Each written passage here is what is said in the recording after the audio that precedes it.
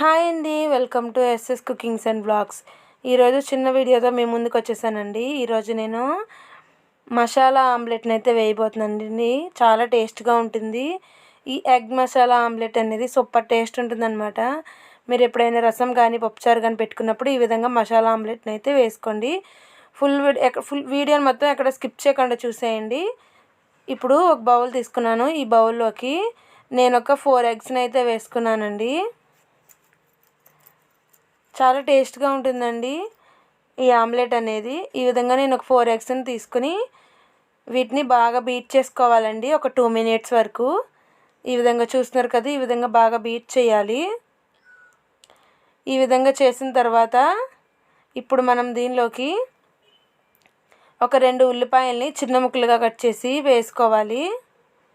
ఇదిగోండి, ఈ విధంగా చిన్న ముక్కలుగా కట్ చేసి వేసుకోవాలి. అలాగే సన్నగా తరిగిన కరివేపాకు, చిన్న ముక్కలుగా తరిగిన టమాటాలని ఒక టమాటా వేసుకొని, అలాగే అల్లం వెల్లుల్లి పేస్ట్ 1 స్పూను, ఒక 1 స్పూన్ వరకు జీలకర్ర పొడి, 1 స్పూన్ వరకు ధనియాల పొడి, తగినంత సాల్ట్ వేసుకోవాలి.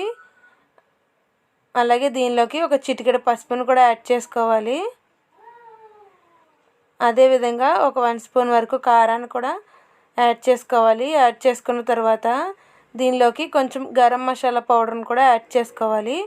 యాడ్ చేసుకుని ఇప్పుడు మొత్తం అయితే కలిసేటట్టు ఈ విధంగా అయితే మిక్స్ చేసుకోవాలన్నమాట.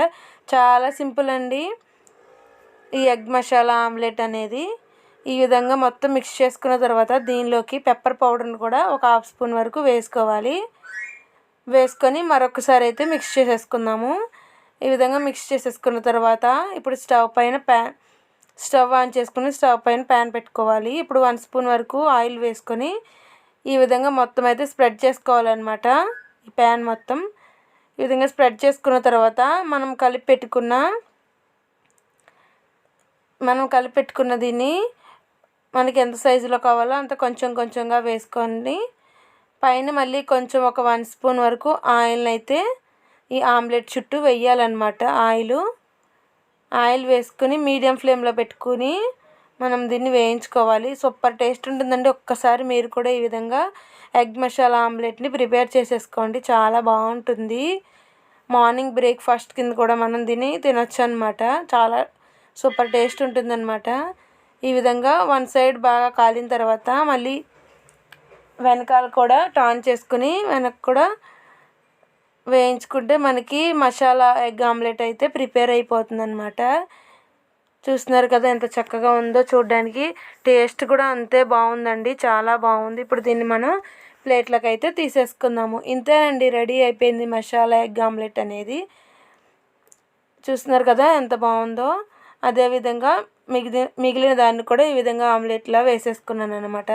సూపర్ టేస్ట్ ఉంది. చాలా సింపుల్గా సూపర్ ఉంటుంది. రసంలో కానీ సాంబార్లో కానీ దేనికైనా సరే చాలా టేస్టీగా ఉంటుందన్నమాట. మీరు కూడా ఒకసారి ఈ విధంగా మసాలా ఆమ్లెట్ని ప్రిపేర్ చేసేసుకోండి. ఈ వీడియో కనుక మీకు నచ్చినట్లయితే ప్లీజ్ లైక్ చేసి షేర్ చేసి మీ ఫ్రెండ్స్ అండ్ ఫ్యామిలీ మెంబర్స్కి షేర్ చేయండి.